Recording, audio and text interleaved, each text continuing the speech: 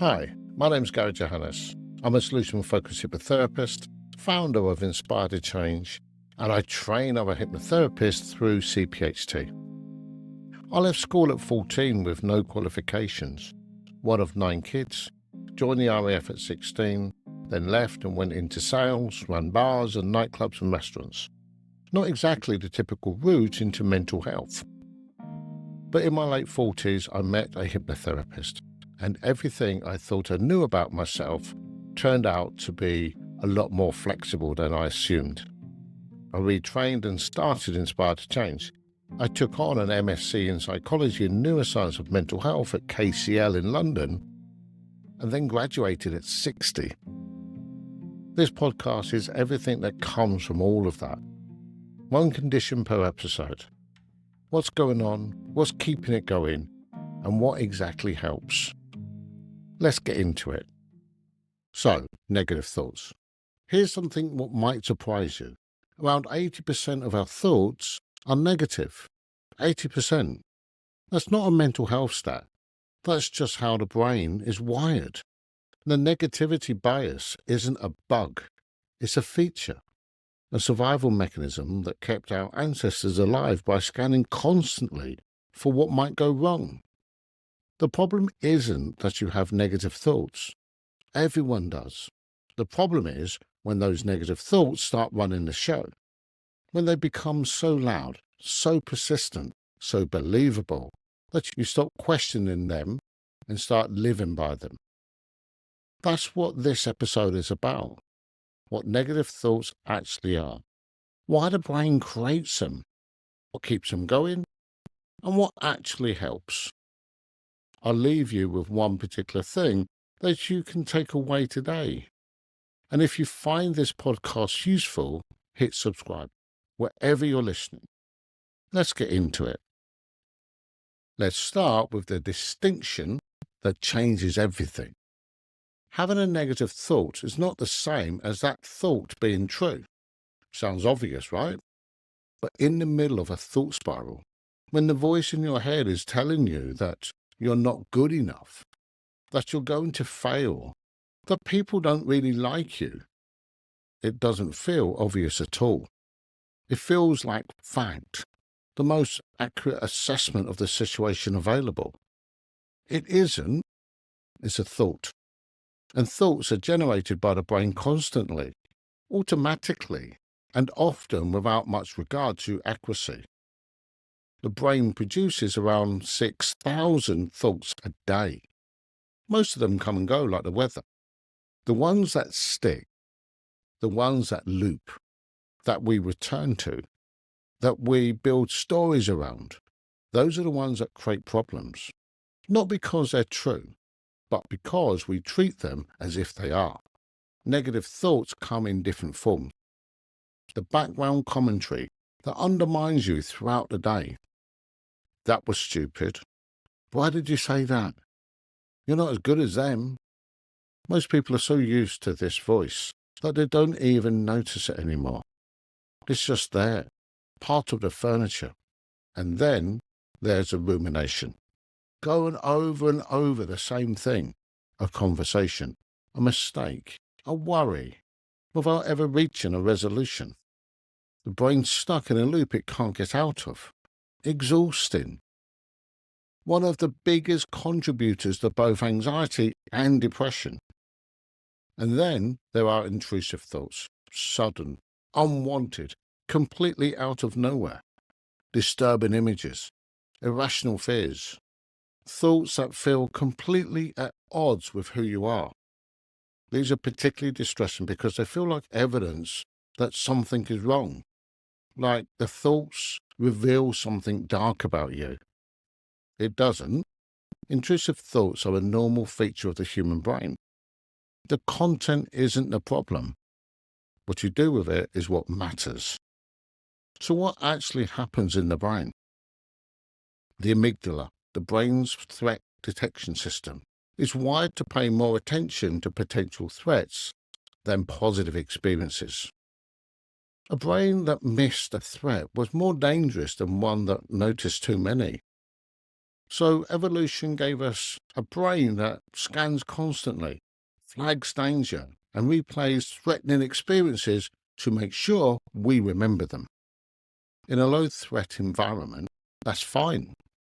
In the modern world, social comparison, financial pressure, relationship stress, the relentless noise of social media, the threat detection system becomes chronically overactive. And when that happens, the thoughts it generates become increasingly negative, increasingly distorted, increasingly persistent. There are patterns that tend to emerge: catastrophizing, jumping straight to the worst possible outcome, black and white thinking. It's either fine or it's a disaster. Overgeneralization, when one thing went wrong, so everything always goes wrong. Personalization, everything is somehow your fault. Mind reading, assuming you know what other people are thinking and assuming it's bad. None of these are character flaws. They're patterns the brain learned, often very early in life, as ways of processing a complex and sometimes threatening world. They made sense at some point. They just got stuck. And here's what makes them persistent. The more a neural pathway is used, the stronger it gets. Every time you follow a negative thought down the same route, catastrophizing, ruminating, self-criticizing, you strengthen that pathway, making it easier for the brain to go there next time. The brain that thinks negatively gets better at thinking negatively. Not because you want it to, but because that's how neural pathways work. The good news, and there is good news, is that it works the other way too. So what keeps it going? Belief is the biggest one. When we treat negative thoughts as accurate reports of reality rather than automatic brain outputs, we respond to them emotionally. That emotional response reinforces the thought. The thought feels more real, more true. This is the trap. You have a thought, you believe it, you feel bad. The feeling confirms the thought comes back stronger. Round it goes. Rumination maintains it. Going over things repeatedly without resolution doesn't help the brain process it. It keeps them alive. The brain thinks it's solving a problem, but rumination isn't problem solving. It's problem dwelling. And the longer you dwell, the deeper the rut gets. Avoidance plays a role too. Avoiding situations attached to negative thoughts reduce discomfort in the short term, but it also prevents the brain from getting evidence that things might not be as bad as the thought suggested. The thought stays unchallenged. The belief stays intact. Sleep disruption feeds it. Poor sleep makes the brain more reactive, more threat sensitive, more likely to generate and believe negative thoughts. And negative thoughts make it harder to sleep. Another cycle that feeds itself, cycle after cycle after cycle. The cycles can be broken, and this one is generally responsive to the right approach. So what really helps? The goal isn't to eliminate negative thoughts. That's not realistic. The goal is to change your relationship with them, to create distance between the thought and the belief, to see the thought for what it is, a brain output, rather than what it feels like, a fact. Start with the question: what does life look like when negative thoughts aren't running the show? How do you feel when you wake up? How do you talk to yourself? What are you doing that you can't do right now when thinking is heavy? Getting clear with that gives the brain a direction, something to move towards. The first thing is noticing, not analyzing, not challenging, just noticing. That's a thought. Observing the thought rather than becoming it. Creating a tiny bit of space between you and what the brain is generating. That space, even a fraction of it, is where change begins. then ask what the thought is actually doing. Is it helping? Is it solving anything? Is it based on evidence or assumption? Not to argue with it aggressively, that rarely works, but to gently question it, to hold it a little more lightly. 3 things can make a real difference here. Connection with other people. Genuine interaction directly counteracts a self-focused negative spiral. When you're engaged with someone else, the internal commentary quietens. It's hard to ruminate when you're really present with another person. Movement and action. Doing things. Moving your body.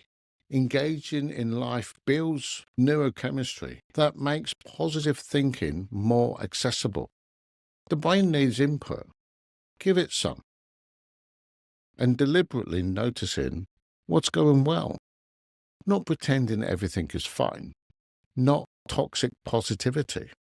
Just intentionally looking in a different direction. Because the brain has been looking in the same direction for a long time. And it's very good at finding what it looks for. You can train it to look somewhere else.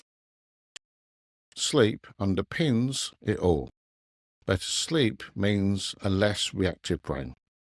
A less reactive brain generates fewer negative thoughts and processes the ones it does generate more effectively. If thinking is bad and sleep is bad, start with sleep. Before I close, the next time a negative thought arrives, and one will probably today, don't fight it, don't push it away, and don't follow it down the rabbit hole. Just name it. There's a negative thought. That's it. It sounds almost too simple, but naming a thought does something very specific in the brain. It activates the prefrontal cortex, the rational observing part of the brain, and creates distance between you and the thought.